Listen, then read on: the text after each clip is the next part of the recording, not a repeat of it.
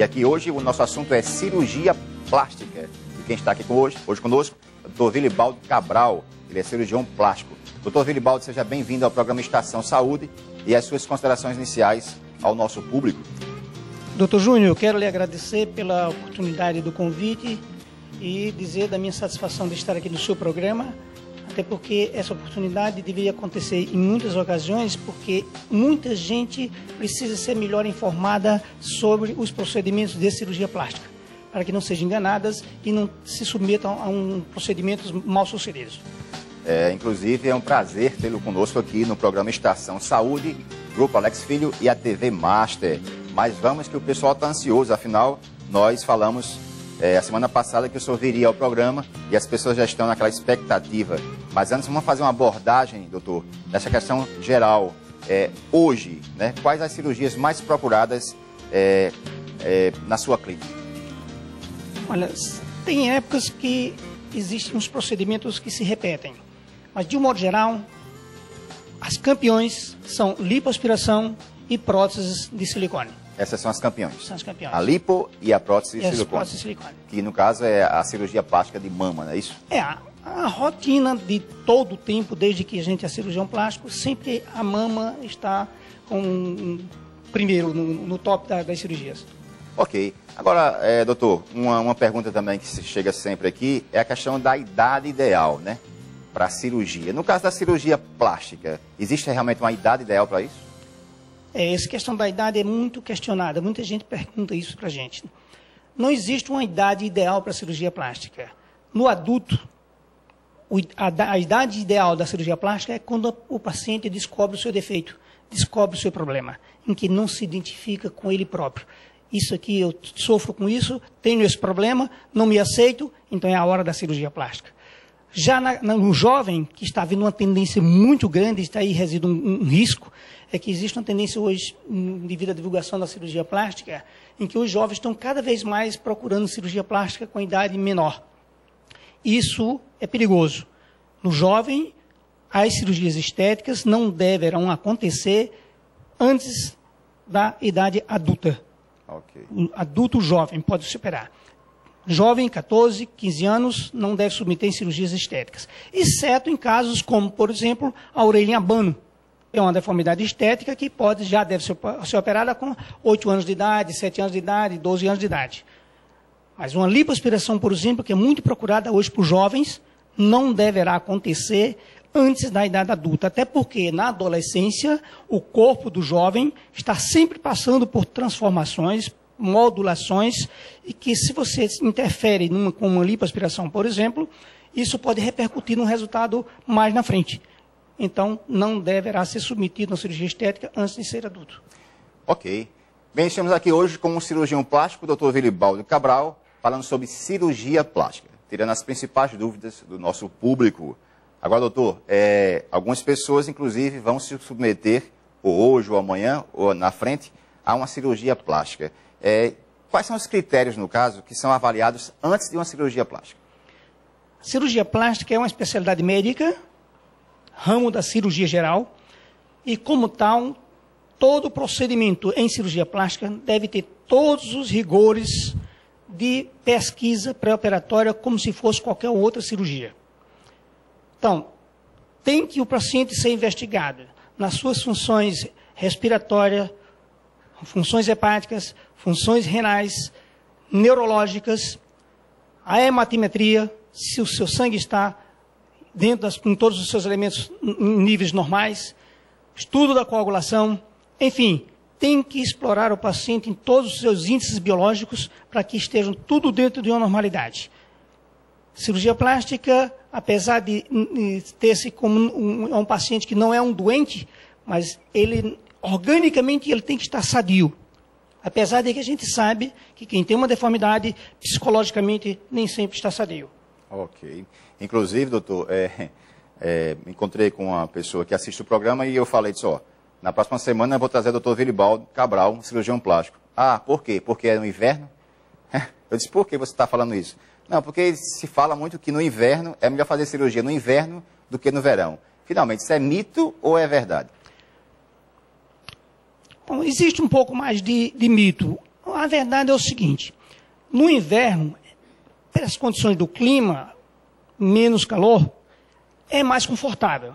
Até porque muitas cirurgias plásticas envolvem enfaixamento, faixas elásticas, que no calor, que no verão, é mais incômodo. Exato. Mais incômodo. Mas, sob o ponto de vista técnico, não tem muita interferência ser no inverno ou no verão. Okay. Claro que as cicatrizes também sofrem mais com o calor. Daí as vantagens de se operar no inverno. Mas não impede que seja operado no inverno ou no verão.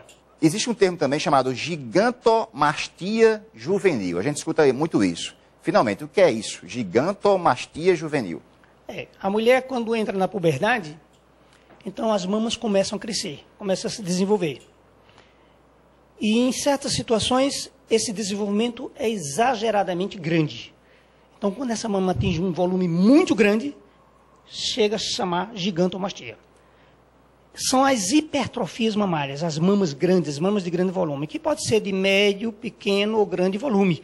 E aquelas exageradamente crescidas são as gigantomastias. Esses tracinhos que eles colocam, aparecem muito nas imagens, no mundo virtual e também em revista, o que significa esses tracinhos com essas setinhas? Só por curiosidade. Em cirurgia plástica, a gente sempre usa muita canetinha para demarcar as áreas que a gente vai intervir. Certo. Aí, no caso, por exemplo, deve ser uma lipoaspiração, em que a gente vai desenhando e marcando o lugar onde tem uma gordurinha a mais, onde existe uma depressão, onde a gente pode aspirar mais aqui e aspirar menos ali. Se a gente não faz essa marcação, ocorre que quando o paciente é anestesiado e a gente vai intervir, em muitas situações dessa, como na lipoaspiração, a gente injeta alguns líquidos. Injeta anestésico, injeta soro fisiológico e deforma a área. Se a gente não marcou, a gente se perde um pouco na hora que vai fazer a lipoaspiração. Então, esses desenhos são muito frequentes. Numa plástica de mama, por exemplo, a gente desenha tudo, toda a técnica que a gente vai fazer. Onde a gente vai incisar, onde a gente vai cortar com bisturi, está lá marcado. A gente faz isso no pré-operatório. E esse é o raciocínio para qualquer área do corpo, né? Qualquer área do corpo. Aí no rosto, por exemplo, a gente marca as áreas onde a gente vai tracionar, onde vai se posicionar um supercílio que está arriado, aquele ponto ali, é um ponto onde a gente vai dar A setinha, no caso, pelo raciocínio, seria onde vai puxar isso? É a orientação da tração. Ah, entendi. Vamos fazer uma tração nesse sentido. Então a gente já, com a canetinha, já marca. E aí o mesmo raciocínio também? Mesmo, uma lipoaspiração em que a gente demarcou. Esse é um caso Nesse caso aí não é uma lipoaspiração. Aí deve ser uma marcação de uma plástica convencional de abdômen, em que a gente marca o local lá embaixo, junto do pubis, do local da incisão, e com os dedos a gente calcula o quanto de pele vai sair. Então a gente está lá marcando o quanto de pele vai sair ali. Nesse caso, nessa imagem aí... Aí a lipoaspiração. Então, em que se desenhou tudo antes no pré-operatório, as áreas onde havia excesso de gordura que vão ser lipoaspiradas. Ok. Próxima imagem. Mesma situação, mostrando os pontos onde estão acumuladas gordura. Ali na perna, ali na coxa, no terço superior da coxa, onde mostra uma deformidade que a gente chama de, cientificamente, lipodistrofia trocanteriana, mas o popular é conhecida como culote. Culote, é isso? Culote. Por que culote? Porque na farda dos soldados ingleses tem esse formato. A calça do soldado inglês tem esse formato, em que é chamado culote. Culote é uma farda, é a calça dos soldados ingleses, que tem esse volume na coxa. Então, ficou chamado de culote. Popularmente conhecido culote. Calça em culote. Só que o nome científico é como o senhor falou? Lipodistrofia trocanteriana. Ok, realmente muito difícil, né? Doutor, no caso aí, isso aí no caso é uma mama pequena, né? Uma situação como essa, a gente vê que realmente está muito aquém do desejo mesmo da jovem. Esse caso aí, como seria o procedimento? Então, como eu falei há pouco, quando a mulher entra na puberdade, as mamas começam a se desenvolver. Se ela desenvolve, ela pode não desenvolver, em que em medicina a gente chama de amastia, quer dizer, ausência da mama. Amastia. Amastia, fica só areola e mamilo e não tem mama. Certo. É amastia. Ou pode chegar na fase adulta com uma mama pequena, como esse quadro que a gente está vendo aí na foto. Uma mama que desenvolveu pouco. Mas a mama pode crescer mais. Aí vem o desenvolvimento da mama pequena, hipertrofia, grande hipertrofia, até chegar a gigantomastia. Além dessas deformidades, existem outras. Como, por exemplo, a mama simétrica. Uma mama desenvolve maior do que a outra. Uma mama grande e outra pequena. Certo. É outro tipo de deformidade. E além de mamas supranumerárias. São mamas uma mama a mais ou mais de uma mama, além do par normal de mamas que se forma na mulher adulta. São as mamas supranumerárias, é muito comum nas axilas. Aquela gordurazinha que a mulher vê acima da mama, junto da axila, certo, que ali pode estar uma glândula mamária. Uhum.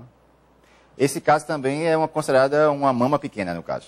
Aí uma mama de pequeno volume, com um outro agravante, uma mama caída, que nós chamamos de pitose mamária. É a mama que cai, como essa aí também. É uma mama um pouquinho maior, mas é pitosada. Uma mama caiu, ela saiu da região torácica e caminhou em direção ao abdômen.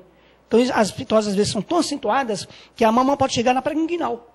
Uhum. Altura do umbigo ou altura da pré-inguinal. A orientação básica, porque eu dou para todo mundo, é que antes de se entregar a um médico qualquer para se submeter a uma cirurgia, procure saber da sua formação profissional.